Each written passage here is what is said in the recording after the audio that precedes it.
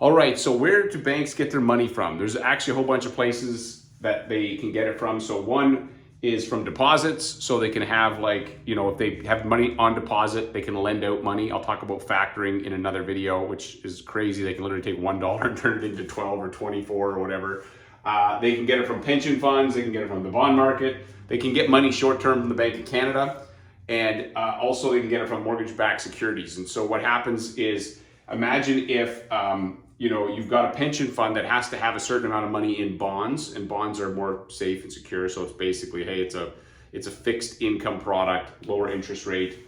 And they're like, hey, we got to put this money somewhere. And they can say, why don't we invest in mortgages? Because mortgages are pretty good risk in Canada. The default rates are very low. And so they'll put money in and the lenders will then take that money and lend it out. And so let's say, I'm going to make this super simple. Let's say that the pension fund is like, I want to get 3% on that money, and then the bank, in a very simplistic terms, can then lend that money out at 6%, and they make the spread. Now they can lend way more than that, but that's the basic how it works. So they're using other people's money, depositors' money. You got the seniors of their GICs. They're going to lend that money. The money in your checking account. We've got checking account money in our business. All that money that sits in there, they can use that as to help them determine how much money they can lend at any given time.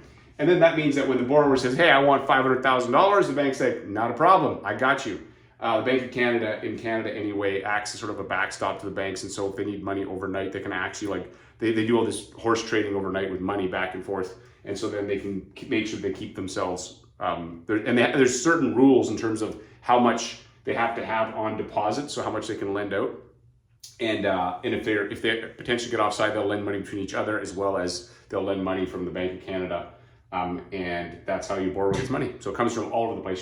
So think about this. You could literally you could be a school teacher who's getting a mortgage from, it could be a mortgage company, it could be a bank or whatever, and you're borrowing money, and the money could be from your pension. Your pension could be investing in that mortgage indirectly. You're paying yourself through the whole thing, which is just head trippy when you think about it. But that's basically where the giant pools of money come from.